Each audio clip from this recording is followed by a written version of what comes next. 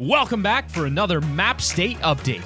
There's a bunch of map changes, and as you guys know, the water levels seem to and continue to have a mind of their own. But no worries, we've got you covered. Speaking of covered, the mystery of Midas, and if he's alive, continues, and we need your help to uncover what exactly happened. Sit back in your chairs because we've also got some new info on Atlantis, so come with us as we explore any clues that might lead us to the Lost City.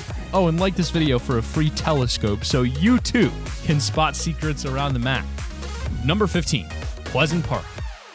For our first map change since the water drain, we have some big changes over at Pleasant Park, everyone's favorite sweat hub. Now the water over there has completely drained, leaving the area dry and fully restored to its former glory. Unfortunately for you players who love trickshotting, the crash pads all around the location have now been removed, as well as the small boats scattered around the waters. Now everything is back to normal and ready to be looted again.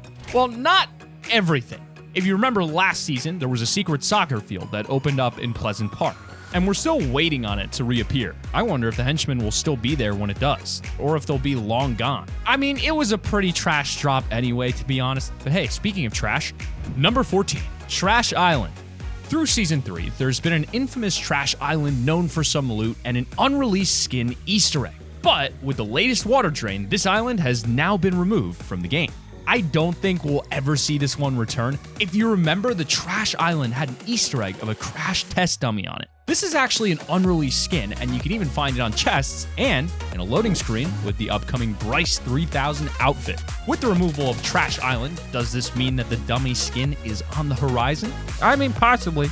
However, the island has been replaced with a road that goes to Slurpy Swamps and the Logjam building. And trust me when I tell you, you're gonna love what Epic has done over the Logjam.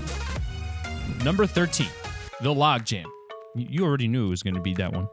The water has lowered just enough for you to now enter the Logjam Woodworks building over at B6 on the map.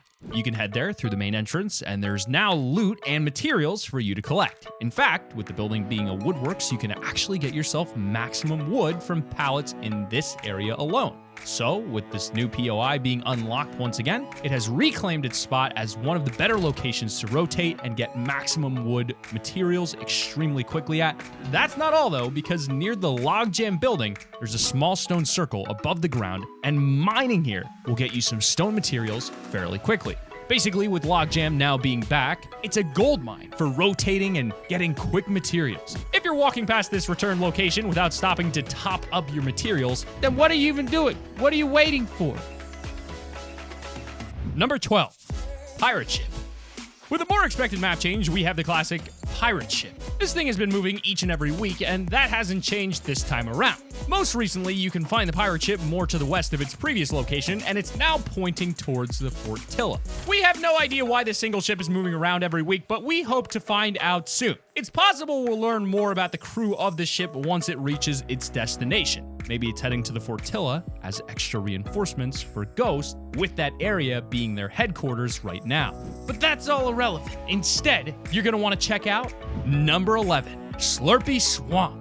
While Slurpy Swamp in its entirety has not yet been revealed by the water drain, the latest update has still left plenty to work with. Heading to the area right now will allow you to spot some quite notable changes. There are now warehouses surrounding the area, and they're stocked with additional slurp barrels for you to heal up and get those easy shields. But if that's not enough for you, the massive slurp containers attached to the main building are ever so slightly peeking above the water surface just for you guys to destroy. The main building over Slurpy Swamps is now a tiny bit more explorable, although we're still waiting for the full thing to be uncovered. We expect it to be free of water in the next 1 to 2 drains, so pretty soon.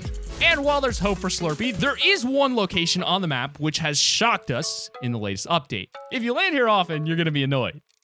Number 10, No Sweat Storage. No Sweat Insurance has been in Fortnite's lore for years, and with Season 3, the latest iteration of this was the No Sweat Storage building over at G3 on the map. And while it was cool to see that everyone prepared for the flood with the storage lockers, there was one huge Easter egg in this building. Midas's golden chair, which has been working its way around the Chapter 2 island for half a year now. This thing has finally ended its journey inside a crate in this storage locker. Since Season 3's debut, this chair has not moved at all, and unfortunately, I don't think we'll see it again. Well, why? Because the No Sweat storage building has been completely and utterly removed by Epic. Yep, with the latest water drain, you can no longer head over to No Sweat Insurance because it simply does not exist anymore. Is this the end for Midas's chair? Or just the beginning? Only time will tell. Is Midas alive? First the trucks at Risky Reel and now this? What is going on? Number 9, Weeping Woods. Instead of weeping about your favorite drops getting removed, you can smile again because Weeping Woods has completely drained with the latest update. Now heading there, you'll see that all the houses in the POI are completely lootable. It's not just that though, but everything surrounding Weeping too. The reboot van in this area is now on dry land, so no more trying to revive your friends underwater. And for those of you who like bridges, well, I guess the nearby bridge has also been uncovered. If you aren't familiar with Weeping Woods or you just need a refresher, let me sell you on this place. It's a great area to drop with low pressure from other players. There's 4 houses to loot, the reboot van, the bridge, and an upgrade bench too. Overall, it's a pretty solid drop, and I'm glad it's returned with the latest update. If you're passing by the area, go check it out. Number 8, Floating Stick Shop. One of the most underrated drops in the history of Chapter 2 has to be the Floating Stick Shop, just north of the Authority. This place is insanely good for anyone who wants to land in an unpopulated drop with tons of loot and shields for you to collect. It's directly north of the Authority, floating right on the water. Landing here will let you find dozens of slurp barrels, a good amount of chests, and quite a bit of floor loot too. It's perfect for a solo or duo drop. I really do recommend this place. Well, at least I would recommend this place if it wasn't removed in the latest update. Yep, that's right. This place is now gone with the water drain, and you can't land here anymore. It sucks because this was such a great drop, which not many people knew about. Those of us who landed here quite often, though, are definitely going to be disappointed. Maybe we took it for granted. But even so, the rest of the map changes in this list make it all the worthwhile after all. Lucky number 7 is coming in with the mini Junction. West of Dirty Docks, there has been a junkyard on the map ever since Chapter 2 first began. This place has been given the nickname of Mini Junction because, well, it pretty much is a miniature junction. Did you not get the memo? It was flooded completely when the wall of water collapsed in Season 2. But over time, the water has now drained to once again springing life into this place. Some life, at least. I mean, it's not the most cozy looking area I've seen in my life, but it's a start. Either way, you can now land here and take advantage of the 2 new lootable chests there, as well as a ton of metal for you to farm. It's not the greatest landing spot. I wouldn't recommend it as your first drop, but it's definitely a great place to rotate after landing at Dirty Docks. If you're looking for a great first drop, however, let me tell you about number 6, Craggy Cliffs. Craggy Cliffs has completely returned in this update. Ladies and gentlemen, clap it up. No more worrying because you can head back to Craggy.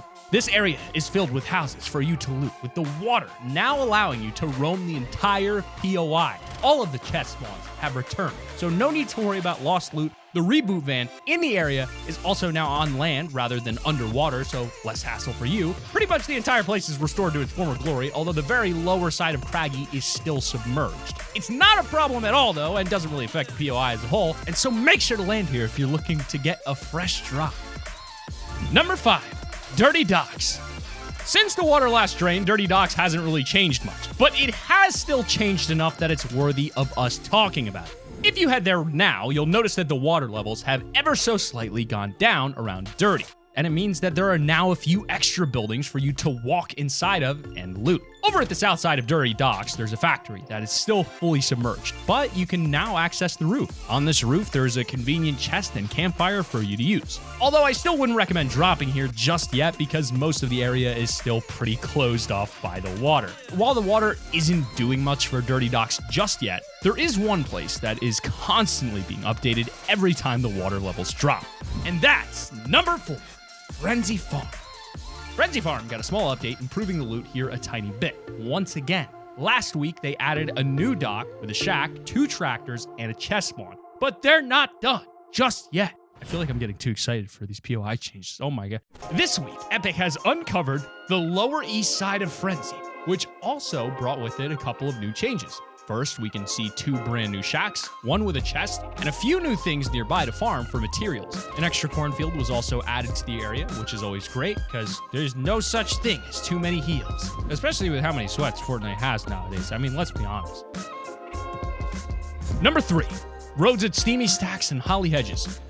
Right outside of Steamy Stacks, the water has lowered just enough to reveal some new roads. So with these 2 completed roads heading straight to Steamy Stacks, it's creating a pretty hopeful look at the future. These 2 roads heading into Steamy Stacks are both fully connected, meaning that Epic is clearly preparing for the car update that's coming in a few days. The main rumor right now is that cars are being thrown onto the island on July 21st, although that's always subject to change. But Steamy isn't the only place with new roads, as Holly Hedges now has some water drain, which makes the road to the gas station completely usable, perfect for when cars release. It's great foreshadowing for the future. And speaking of the future, number 2, Camp Cod.